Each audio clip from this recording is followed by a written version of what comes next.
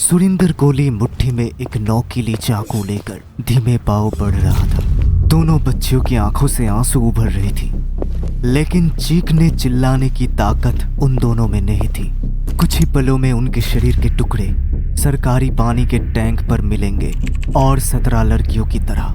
लेकिन क्यों ये डर उन पर हावी होंगे? क्या दोष है उनका? तो क्या हालचाल, मैं हूं डालिम। इस सीजन में मैं और आप चलेंगे एक सफर पर 5 शुद्ध देसी सीरियल किलर्स की जिंदगी पर। तो वीडियो को लाइक कर आइए मेरे संग। डालिमगंज प्रेजेंट्स देसी किलर सीजन 1, जहां सच हो कहानियों से भी डरावना।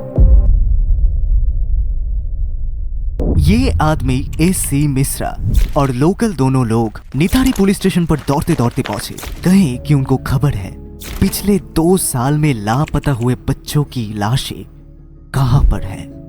उस दिन सुबह उन लोगों ने एक सड़ा गला हाथ पाया सेक्टर 31 की D5 घर के पीछे सरकारी पानी के टैंक पर। इन्हें लेकर 19 बच्चों की लापता होने का केस चल रहा है पुलिस के पास। प्रमाण के स्वरूप फोटो भी लेकर गया उनके घर वालों ने, लेकिन पुलिस डिनाई कर रहा है कि ये लड़कियां नाबालिगा नहीं है। घर पर लड़ाई करके ही नाबालिगा लड़कियां भाग चुकी है। लेकिन अब जब प्रूफ हाथ लग ही चुके हैं, पुलिस को दोषी ठहराने में घर वाले 2 बार ना सोचे। असल में पुलिस ही करप्टेड है, इस बात को दावे से बोलने में नहीं घबराए घर वाले। औरतों और मुलायम सिंह की सरकार नहीं चाहिए, ऐसा बोलने में भी जबान नहीं लड़खड़ाए। बार बार उनकी बातें अनसुनी कर दी गई थी। इसलिए मनिंदर सिंह पंदर के घर में, पुलिस स्टेशन में और पुलिस के गाड़ियों में पत्थर मारने लगे मोहल्ले वाले। आखिरकार 31 दिसंबर को 2 पुलिस ऑफिसर होते हैं सस्पेंड और 26 और 27 दिसंबर को एक एक करके D5 घर के कर्मचारी सुरिंदर कोहली और मालिक मनिंदर सिंह पंदर को हिफाजत में लिया जाता है। नितारी किलिंग्स मेरे सुने हुए सबसे डरावना केस है। ऐसे और कोई केस अगर आपके जहन पर आए तो कमेंट बॉक्स पर बताइए। हमारा अगला एपिसोड उसी पर होगा। जैसे ये वाला घटना सजेस्ट किया है हमारे सब्सक्राइबर राजीव बसु ने। इंटरोगेशन पर सुरिंदर तीनों कत्लों का जिम्मेदारी लेता है, इसलिए घर के अगल बगल जमीन के नीचे, पीछे वाला हाइड्रेन और पानी के टैंक के अंदर तलाशी ली जाती है और सारी जगहों से मिले इंसानों का हड्डियों का ढेर। बच्चों के हड्डियां, कुछ हड्डियों में तभी भी सड़ा हुआ मांस लिपटे हुए है।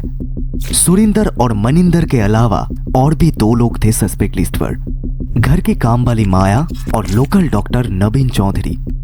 कुछ दिनों पहले एक लोकल अस्पताल पर किडनी ट्रैफिकिंग के केस में फंसे थे ये डॉक्टर, इसलिए पुलिस को सूझा कि इस केस के साथ ऑर्गन ट्रैफिकिंग का कोई मसला है क्या।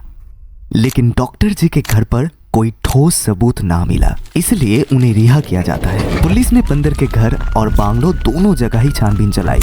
अगले दिन मिलते हैं 17 लाशों के टुकड़े। उनमें से 10 आइडेंटिफाई हो सका और 5 आइडेंटिफाइड हो सका कपड़े और एक्सेसरीज वगैरह देखकर। लेकिन ताजुब की बात यह है कि उनके शरीर का बीच वाला हिस्सा, पेट और छाती ना मिला। पुलिस ने खुलासा की कि कम से कम 31 बच्चों का लाशें मिली। पंदर के घर के सामने भीड़ में हड़ताल मचने लगी। यूपी के चीफ मिनिस्टर मुलायम सिंह यादव एक विशेष कमेटी बिठाती है जांच पड़ताल के लिए। मिले हुए लाशों के टुकड़े भेजी गई आगरा फॉरेंसिक में और डीएनए टेस्ट के लिए सैंपल भेजी गई हैदराबाद में। डीएनए टेस्ट की रिपोर्ट से यह खुलासा हुई कि एकमात्र पायल नाम की एक लड़की थी जो 20 साल के ऊपर थी, बाकी सारे थे नाबालिगाएं। सरकार 12 लाख कर पैसे भेजे इनके घर वालों को, लेकिन असहयोग से घर वाले वो पैसे वापसी कर देते हैं। पायल के पिता ये बताए कि पुलिस उन पर ही चढ़ बैठे थे। कोर्ट की सहायता के बिना उनके एफआईआर तक दर्ज नहीं की गई थी। अभी पुलिस दबाव में आकर 2 सुपरिंटेंडेंट और भी 6 ऑफिसर्स को नौकरी से निकाल देते हैं और इन्वेस्टिगेशन के लिए सीबीआई को बुलाया जाता है। सीबीआई को और 3 खोपड़ियां मिलते हैं घर के बगल वाले ट्रेन से। इसके बगैर पॉलीथीन बैग्स में बंधे हुए ढेर सारे शरीर के टुकड़े मिलते हैं। सीबीआई ने यह भी बताया कि शरीर के ये टुकड़े की गई थी कसाई जैसे निपुणता से। अरे पता है आप अभी अपने उस दोस्त के बारे में सोच रहे हैं जो सीक्रेटली सीरियल किलिंग करता है। उसे शेयर कीजिए वीडियो को and let them know that you know. लेकिन कत्लों का मोटिव अभी तक सामने नहीं आ रहा था। लेकिन पुलिस को यह संदेह है कि चाइल्ड पोर्नोग्राफी या कैनिबलिज्म उनके वजह हो सकते हैं। 4 जून 2017 को दोनों अभियुक्त का ब्रेन मैपिंग किया गया था और उसके अगले दिन किया गया था नार्को एनालिसिस।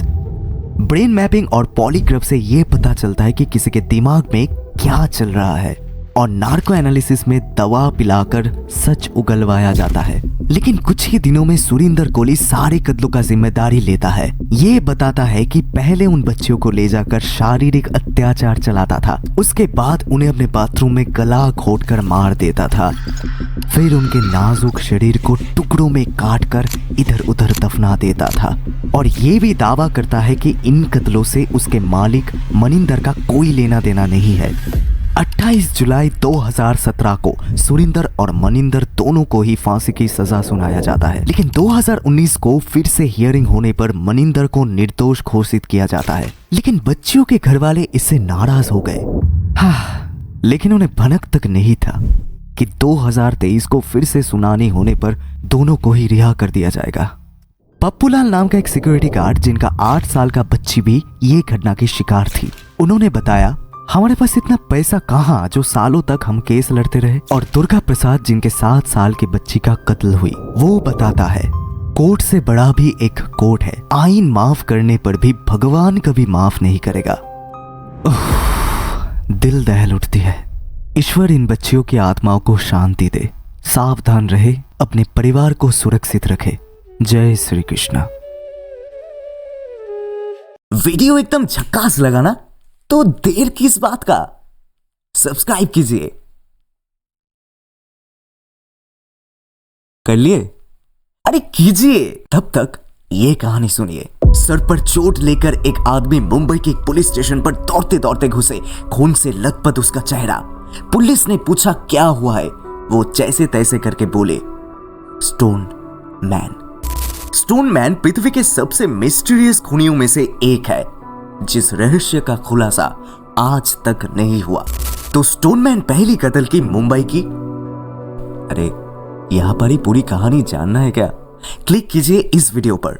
আসছে সে আসছে আসছে সে আসছে